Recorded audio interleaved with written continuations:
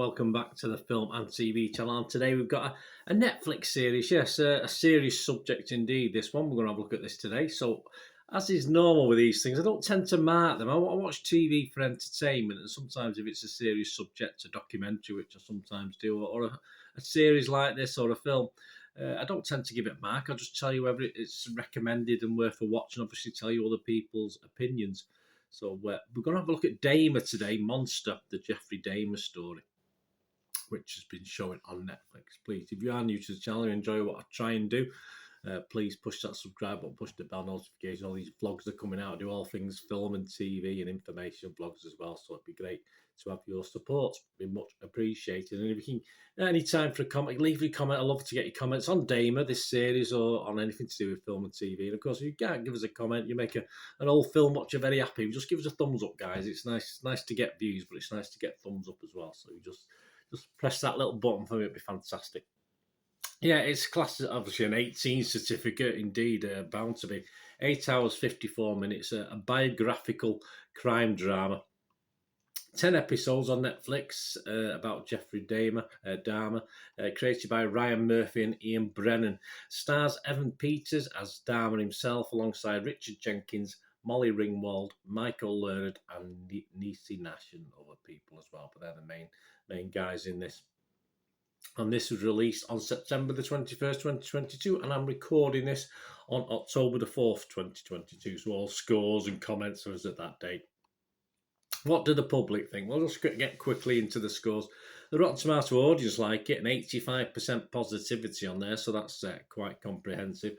But the Metacritics, which I usually have a look at, the critics site, their users, their watchers, Metascore, it's just 5.9 out of 10, so not quite as impressed as the Rotten Tomatoes audience.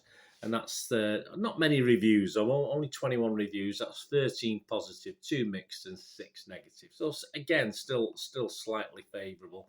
And the interesting one has to be Internet Movie Database. There's a lot of scores on there, thousands and thousands, and it's averaging a healthy, this is the big one, 8.3 out of 10. So that's Joe Public, you and me.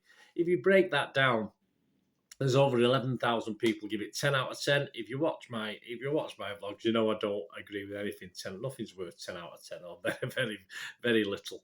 And just 821 out of 10. So what I do, I take those two scores out and I sort of balance it out between the twos to 9 out of 10. So you end up with 27,664 people scored it between 6 and 9, and just 1,281 people scored it between 2 and 5. So if you look at that as a positivity rating, as in the Rotten Tomatoes one I did, that's 92% positivity. So excellent, as I say. I think that's fair enough. And it's about, of course, it explores the motive and methods of serial killer Jeffrey Dahmer surrounding the murders he committed between 1978 and 1991. And the critics, the critics are not impressed. Not as impressed as the public in this one. Rotten Tomatoes only a 53% positivity rating, average rating of just 6 out of 10. That's based on 19 critics. And the consensus when they put their heads together, while Monster is seemingly self-aware of the peril in glorifying Jeffrey Dahmer, creator Ryan Murphy's salacious style nevertheless tilts his horror story into the realm of queasy exploitation. I don't quite agree. I can agree in principle. I don't think it overdoes it. It's a little bit of that is correct, but I have to disagree with that one. Metacritic only gave it a score of 45 out of 100, so they didn't like it. But that's only 8 critics as well, and it scored anywhere between 30 out of 100 and 70. And what about some of the critics? What about some of the names? What's some of the names that have actually made the critique? I'll go to Ed Power. He's at the Daily Telegraph here in the UK. He said, a competent and earnest character study that goes out of its way to make the viewers' insides lurch, their skin crawl. I think if you're tackling a subject like this, I think that's part and parcel. Caroline Franke from Variety, it simply can't rise to its own ambition of explaining both the man and the societal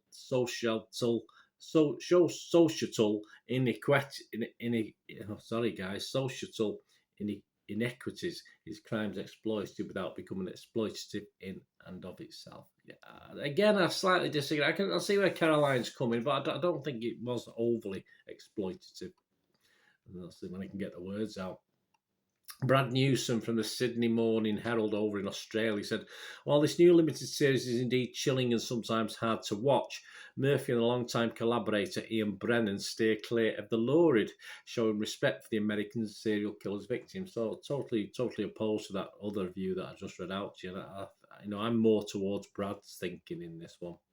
Vanity Fair's Richard Lawson wrote, the show comes close to earning its wallow when it turns its focus on Glenda and the others, when it shakes its head angrily at the disregard of the Milwaukee police. But far too much of the show is spent standing over Dahmer's shoulder, watching him in action.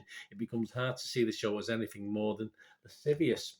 Again, a similar theme. I think, again, there's a little bit of me does agree, because the earlier episodes I thought did concentrate on this a bit too much. But not total. I don't think it ruined the whole 10 episodes as such. But we'll talk about that a little bit more in my little summing up in a minute. Deciders Kayla Cobb said, this is a slow burn, it is, that assumes you're somewhat familiar with this case. Well, most people will be, but if you're not, I don't see any problem. If you know absolutely nothing about the Dahmer or what happened, I don't see any problem watching this.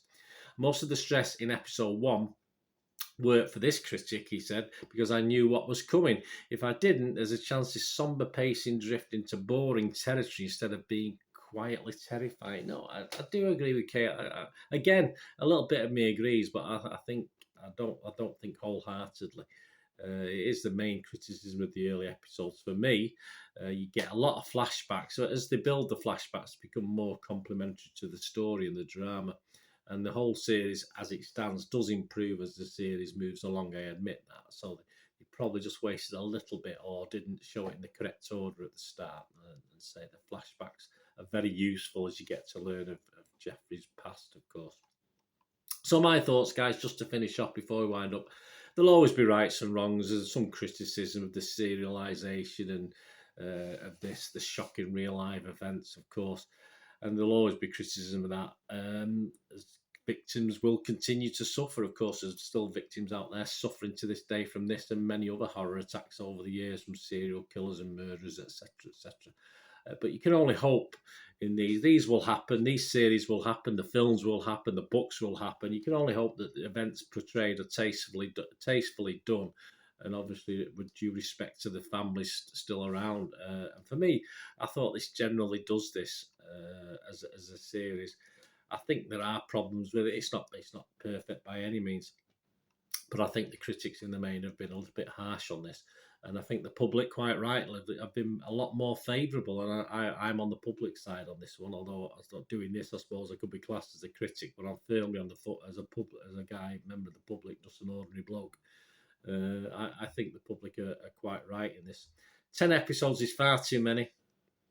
As I've pointed out early on, yeah, some of the early episodes perhaps could have been better or reduced a little bit, and it could have been probably better as a 6 to 8 episode series rather than 10 episodes. But some scenes are perhaps unnecessary and what's the word, repetitive. When you got a serial killer who obviously does similar things to all these guys and girls, or I'll just call them all guys as an entity.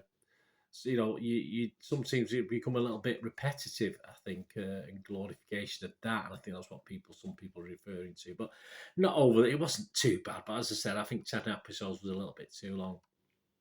It's not a series, as I said, I'm going to mark because it's not entertainment for me. It's just an interesting watch on a subject that obviously interests me and a lot of people based on what I've seen. But I would recommend it a watch for anyone who has an interest in this type of film or TV drama. Absolutely recommend it. Let me know what you think, guys. Anyway, if you get to watch this, let me know your thoughts on this series or mini-series, 10 episodes. I think they're all about between 55 minutes and an hour. As I said, just under 9 hours for the whole lot. Thanks for watching, guys. Please let me know your comments. I look forward to them. Until we meet again, please stay safe, everyone. Bye for now.